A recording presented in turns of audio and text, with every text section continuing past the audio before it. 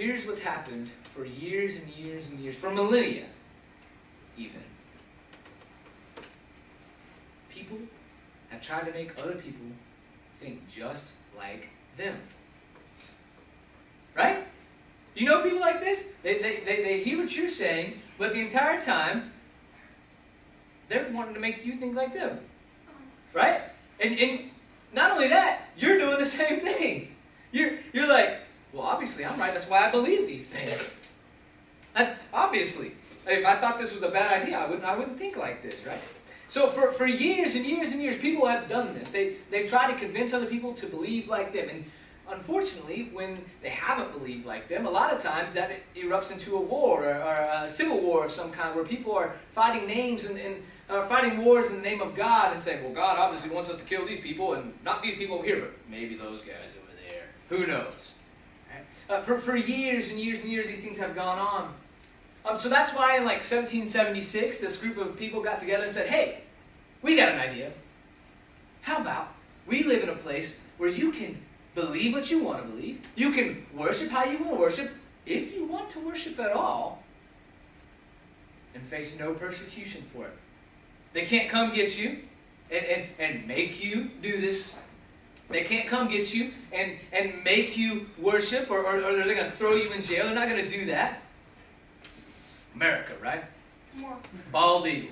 Rock and roll, 100%. Yeah. Alright? So, that sounds really good, but for like 200 years it doesn't really happen. You know, there's still societal pressures, and if you're not going to First Baptist or whatever, so-and-so, you're not getting the full benefits of what you could be getting if you were not. So, you've got these people who conform to society and think, I need to live into this, and even though I may not believe this, I'm going to go to this church, and they're acting all kind of crazy and stuff. They use church as a country club for years. But in like the 60s and 70s, this all really starts to change as we enter the postmodern era, and people start saying, hey, I don't believe that stuff, so I'm not going to church this week. And everybody was shocked. For years, everybody's done what you're supposed to do. You're supposed to believe like everybody else out here. But now they're saying, hey, I don't believe that stuff, so I'm not doing it. And it kept going and going. And so 50, 60 years later, we find ourselves in the midst of a society where people, if you don't go to church on Sunday or you don't go to youth group on Wednesday night, they're like, no big deal. The society as a whole, right?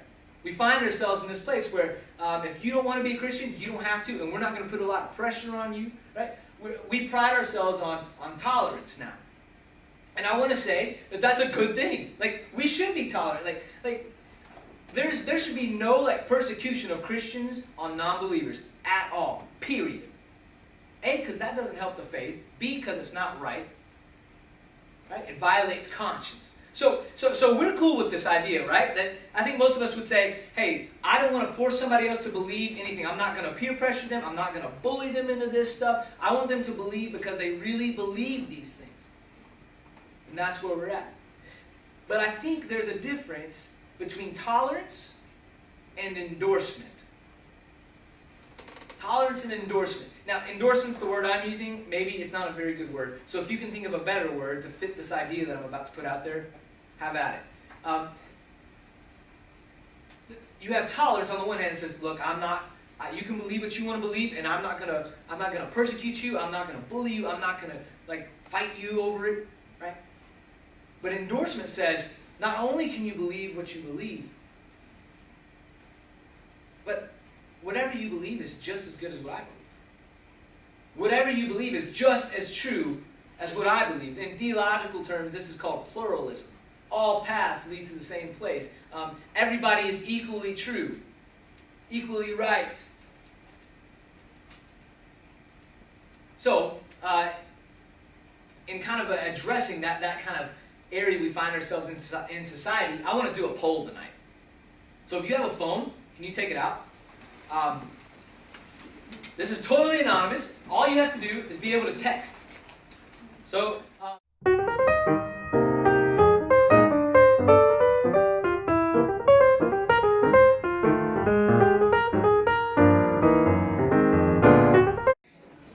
we've got overwhelmingly yes, but we're at church, so that's kind of to be expected. And then we've got some no's in there. And then we've got some people who are like, I don't know, man. Right? Okay.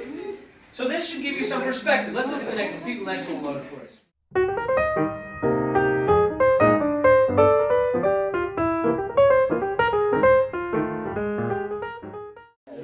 Is this shocking to you?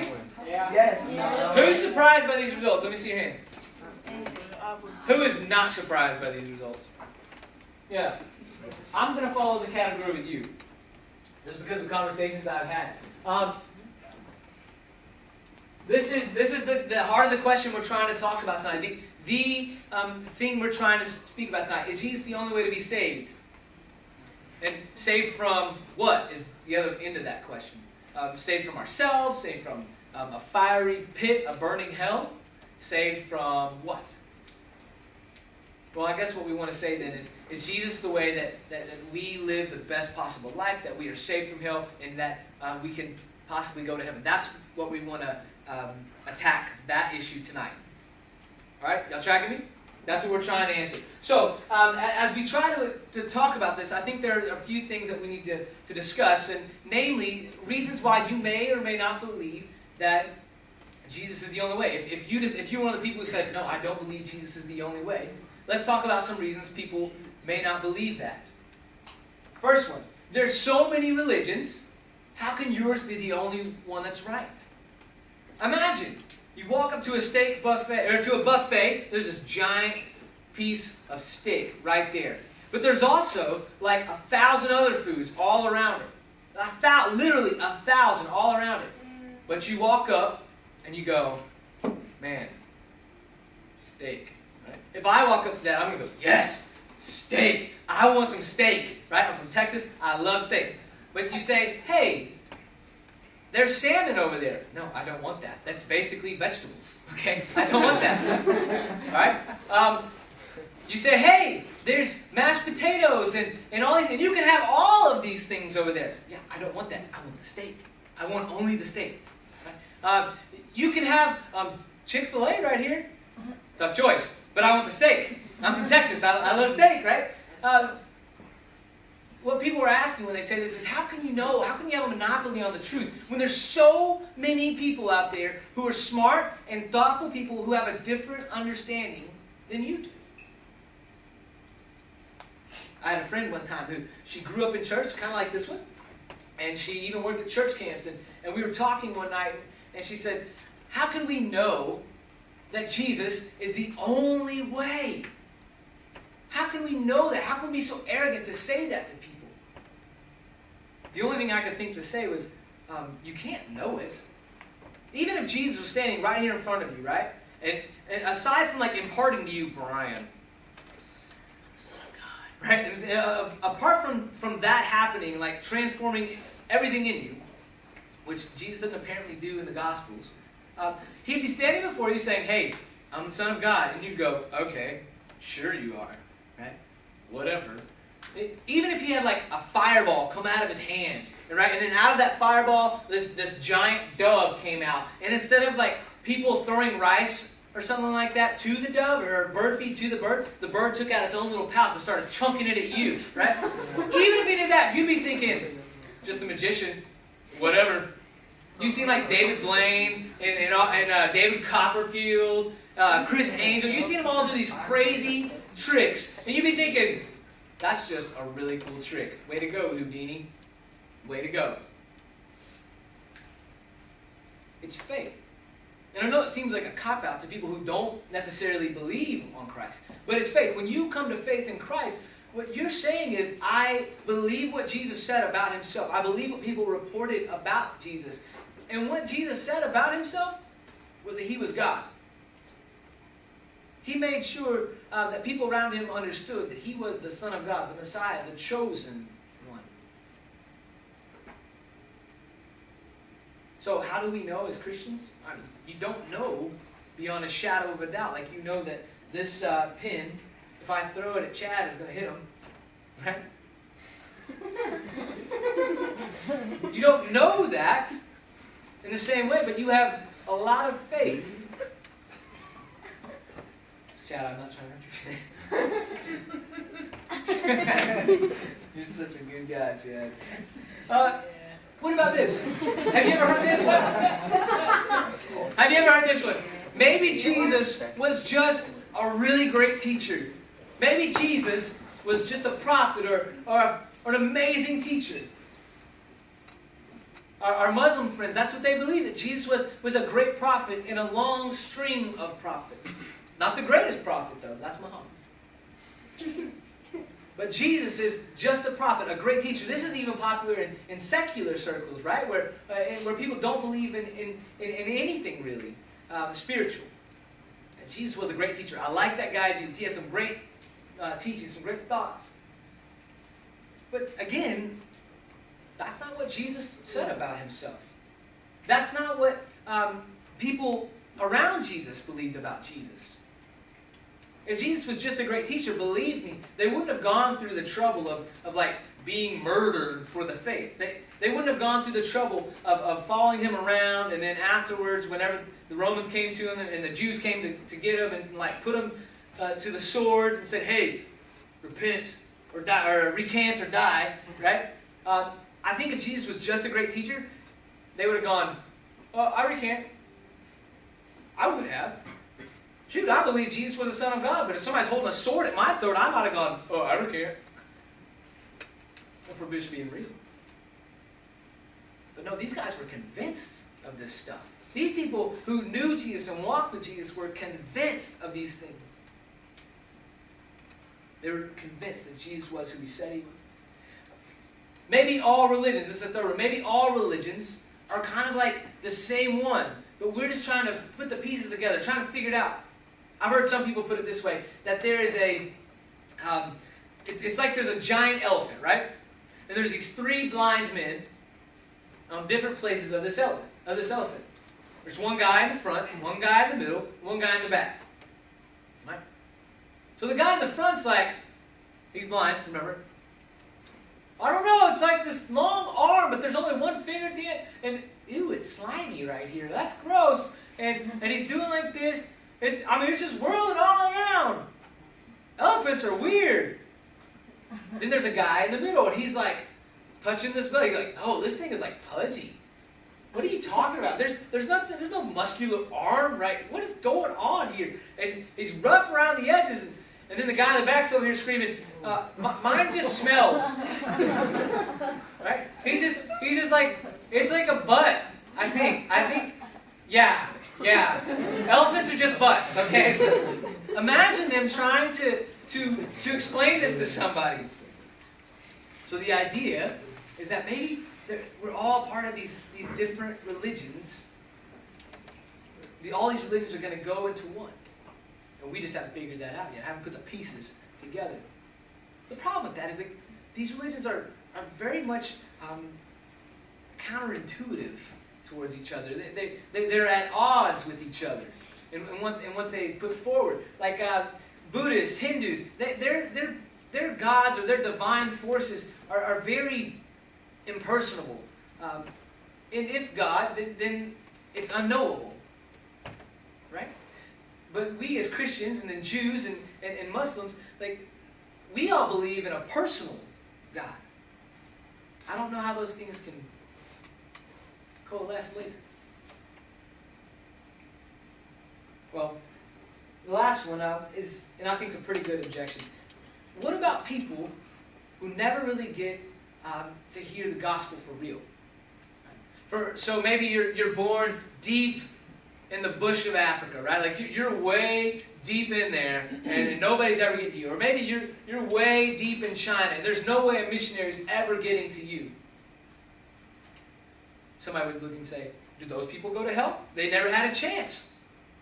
Just because of where God decided they should be born, they never had a chance." That doesn't seem fair. And what about the people who are born into homes where the mother or father, or both, are abusive? And that's the only people they ever see who are supposed to be Christians. They get this terrible example of what the gospel is. Then they never have a real, true understanding of the gospel. What about them? Do they go to hell too?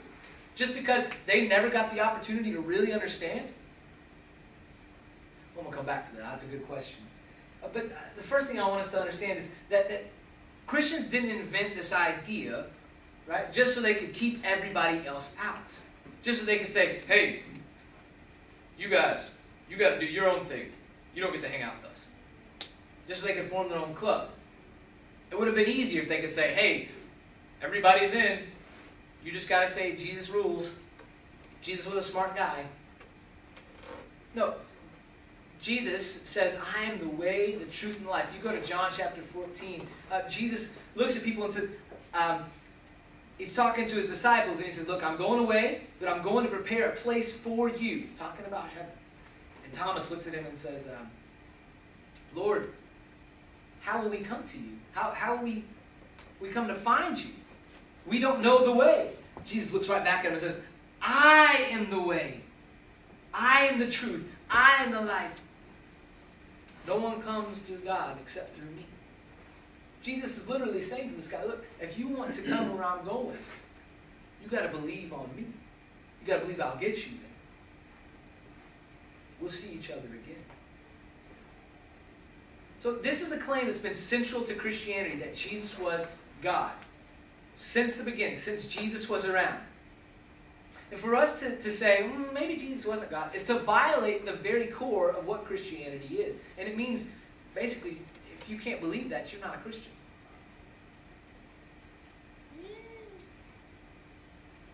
Okay?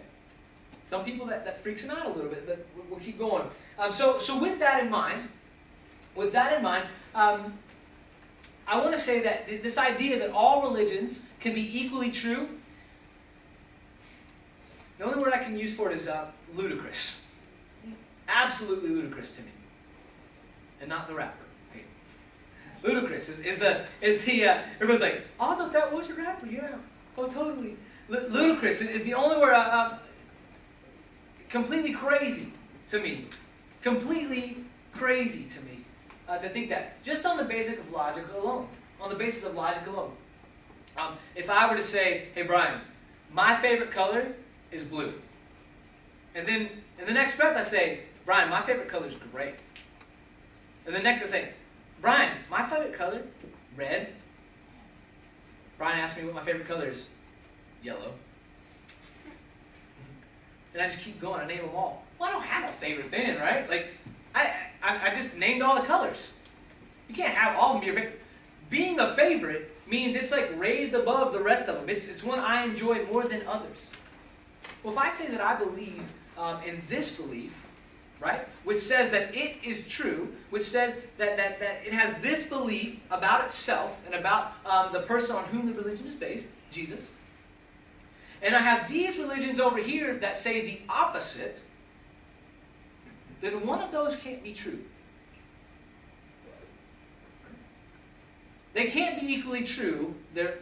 Just follow with me. If I'm saying I'm a Christian, I believe Jesus is the Son of God, and He was died and resurrected for my sins. That can't be equally true with the Muslim who's saying, no, Jesus was just a prophet. They can't be equally true. One has to be true and one has to be false.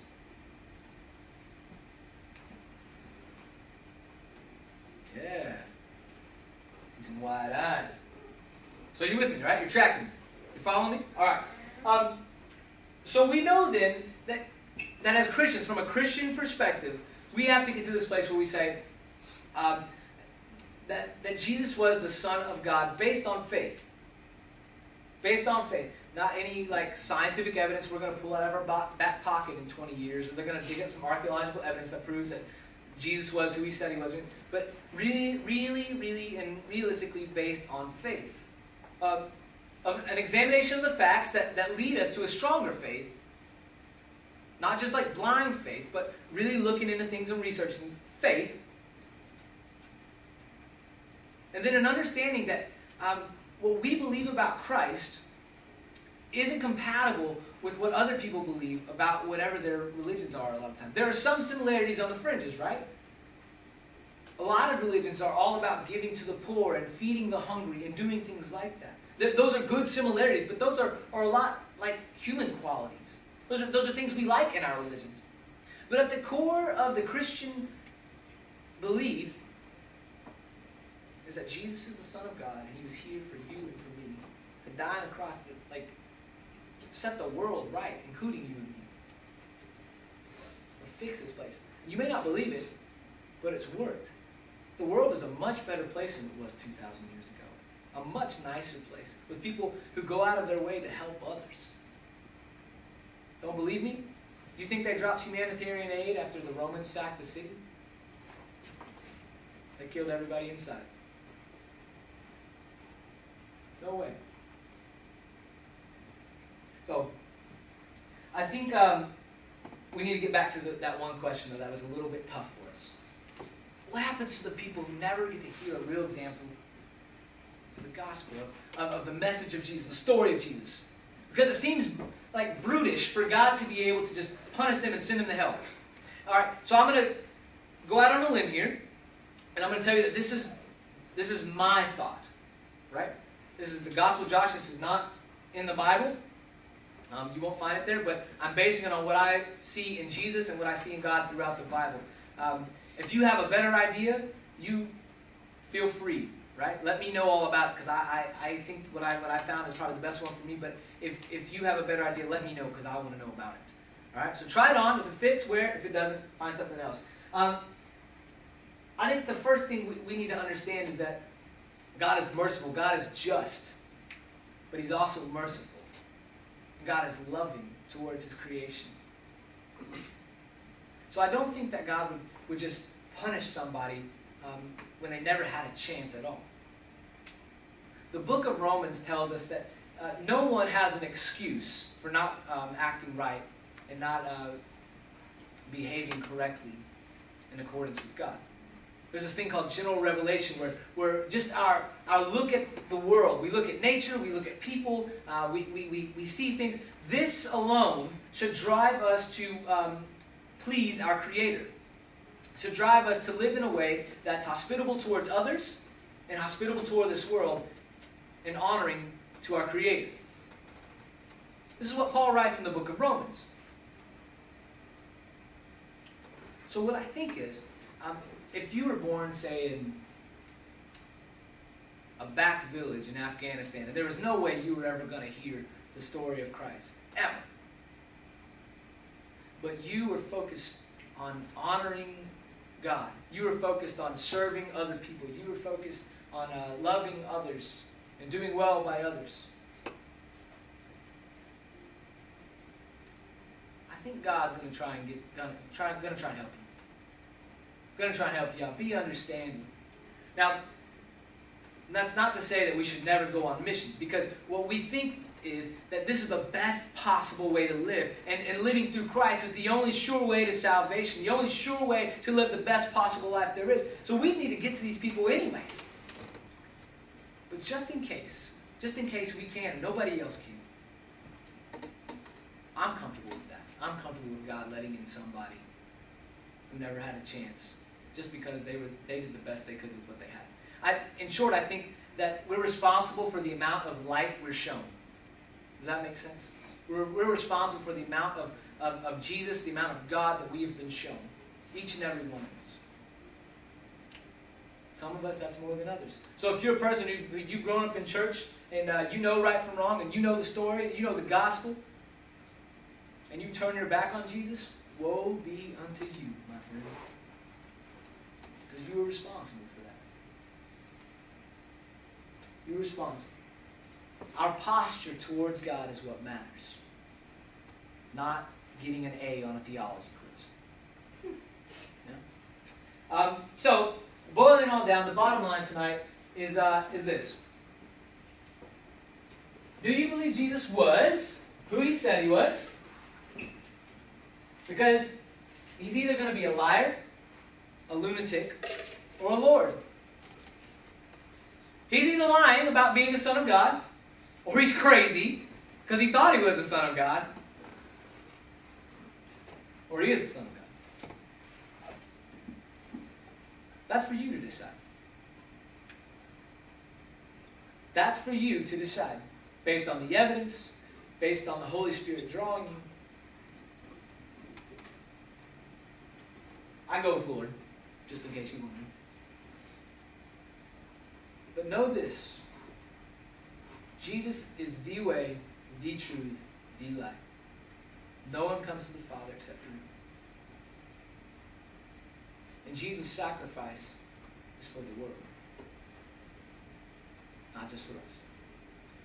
So tonight, as we go to our breakout groups, I want us to talk about this stuff. Just lay it out there. If you disagree with something I say, feel free to disagree. But have conversation about it. Don't judge somebody for thinking differently than you. Really think it through. All right? Let me pray for us before we go, though. I left my heart on the top of a windowsill. Fell apart when the winds pulled it down. On the ground where the sun drove the colors deep.